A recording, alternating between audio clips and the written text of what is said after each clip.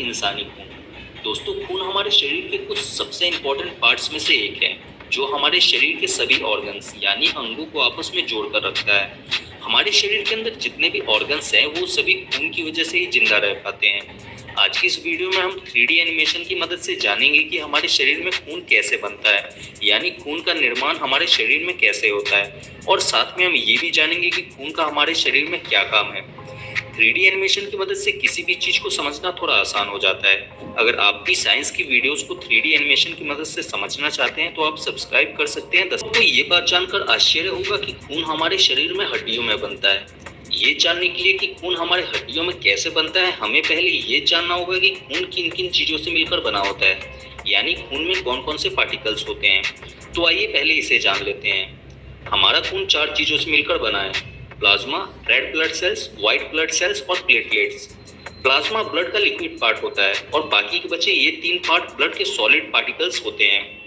अगर हम अपने ब्लड के कुछ हिस्से को लें और उसमें से ब्लड के इन पार्टिकल्स को अलग करें तो उस ब्लड से हमें 55% plasma, 41% red blood cells, 3% white blood cells और 1% प्लेटलेट्स मिलता है। हमारे शरीर में ब्लड के इन सारे पार्टिकल्स का क्या काम है, पहले इसे जान लेते हैं। प्लाज्मा। हमारा खून 55% प्लाज्मा से मिलकर बना होता है।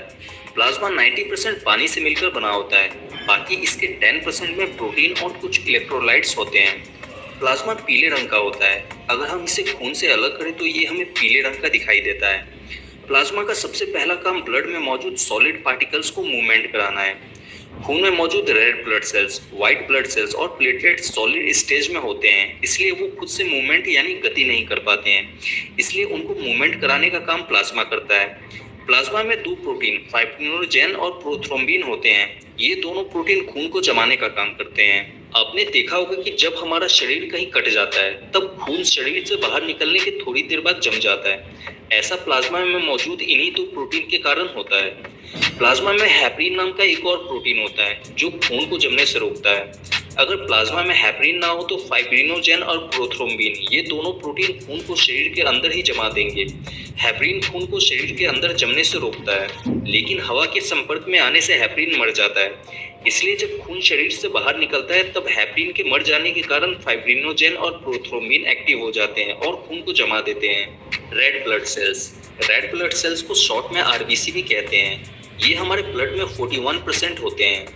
हमारे पूरे शरीर के खून में इनकी संख्या 55 लाख के आसपास होती है।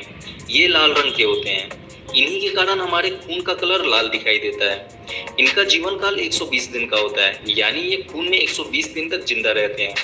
रेड ब्लड सेल्स के अंदर हीमोग्लोबिन होता है और हीमोग्लोबिन के अंदर आयरन होता है। खून में रेड ब्लड सेल्स की कमी होने के कारण ही एनीमिया नाम की बीमारी होती है, जिसे रक्त अल्पता यानी खून की कमी भी कहते हैं। इसलिए एनीमिया होने पर डॉक्टर आयरन की टैबलेट देते हैं। हमारे शरीर में रेड ब्लड सेल्स किसी टैक्सी की तरह काम करते हैं। हमारा शरीर छोटी छोटी कोशिकाओं यानी सेल से मिलकर बना हुआ है और हर सेल्स को जिंदा रहने के लिए ऑक्सीजन की और कुछ न्यूट्रिशन की जरूरत होती है। हमारे शरीर में रेड ब्लड सेल्स का काम ऑक्सीजन और न्यूट्रिशन को ढोना है। रेड ब्लड सेल्स बॉडी के हर सेल्स तक ऑक्सीजन और न्यूट्रिशन को पहुंचाने का काम करते हैं। रेड ब्लड सेल्स हमारे फेफड़ों से ऑक्सीजन को लेकर हमारे शरीर के बॉडी सेल्स तक पहुंचाते हैं और उनसे कार्बन डाइऑक्साइड लेकर वापस फेफड़ों को दे देते हैं। White blood cells. White blood cells को शॉर्ट में WBC भी कहते हैं। ये हमारे ब्लड में सिर्फ 3% ही होते हैं। इनका कलर सफेद होता है और ये ब्लड के सबसे बड़े पार्टिकल्स होते हैं। इनकी संख्या पूरे ब्लड में 10,000 के आसपास होती है। व्हाइट ब्लड सेल्स का जीवन काल सिर्फ 4 दिन का होता है, यानी ये 4 दिन में ही मर जाते हैं। व्हाइट ब्लड सेल्स का काम हमारे शरीर में बीमारियों से लड़ना है। व्हाइट ब्लड सेल्स ही हमारे शरीर के इम्यून सिस्टम यानी रोग प्रतिरोधक प्रणाली होते हैं। व्हाइट ब्लड सेल्स हमारे शरीर में सिक्योरिटी गार्ड की तरह काम करते हैं। जब हमारे शरीर में बाहर से कोई बैक्टीरिया या वायरस घुसकर अटैक करते हैं तब व्हाइट ब्लड सेल्स उन्हें ढूंढकर मार देते हैं। इस तरह से व्हाइट ब्लड सेल्स हमारे शरीर को बीमारियों और रोगों से बचाते हैं। प्लेटलेट्स। प्लेटलेट्स खून में सिर्फ 1% ही होते हैं। इनकी संख्या हमारे शरीर के पूरे खून में 2 लाख के आसपास होती है और इनका जीवन काल सिर्फ 7 दिन का होता है। ये खून में सिर्फ 7 दिन तक ही जिंदा रहते हैं। प्लेटलेट्स का काम हमारे खून को शरीर से बाहर बहने से रोकना है। जब हमारा शरीर कहीं कट जाता है तब प्लेटलेट्स वहां इकट्ठा होकर उस जगह को ब्लॉक करने की कोशिश करते हैं ताकि वहां से ज्यादा खून हमारे शरीर से बाहर ना निकल पाए। प्लेटलेट्स हमारे शरीर को ताकत देने का भी काम करते हैं क्योंकि इसमें कुछ हार्मोन्स और प्रोटीन होते हैं। हमने ब्लड के सारे पार्टिकल्स और उनके काम को जान लिया। आइए अब जानते हैं हमारे शरीर में खून कैसे बनता है। हमारे शरीर में खून हड्डियों में बनता है। हमारे शरीर में जितने भी लॉन्ग बोन्स यानी बड़ी हड्डियां हैं, उन्हीं में खून का निर्माण होता है। हमारी हड्डी के अंदर लाल रंग के स्पंजी टिश्यू होते हैं। इन्हें अस्थि मज्जा यानी बोन मैरो कहते हैं।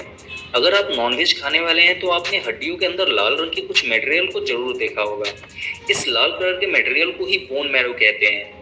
इन बोन मैरो में स्टेम सेल्स होते हैं। यही स्टेम सेल्स हमारे खून में मौजूद red blood cells, white blood cells और प्लेटलेट्स को बनाने का काम करते हैं। बोन मैरो हमारे शरीर में red blood cells, white blood cells और प्लेटलेट्स बनाने की फैक्ट्री होती है। हमारे शरीर की हड्डियां सिर्फ खून में मौजूद red blood cells, white blood cells और प्लेटलेट्स को ही बनाने का काम करती है। हमारे खून में मौजूद प्लाज्मा को बनाने का काम हमारा लीवर करता है। प्लाज्मा में मौजूद प्रोटीन फाइब्रिनोजेन, प्रोथ्रोम्बिन और हेपरिन को बनाने का काम हमारा लीवर ही करता है। उम्मीद है कि आप ये अच्छी तरह से जान चुके होंगे कि खून का निर्माण हमारे शरीर में कैसे होता है और खून का हमारे शरीर में क्या काम है।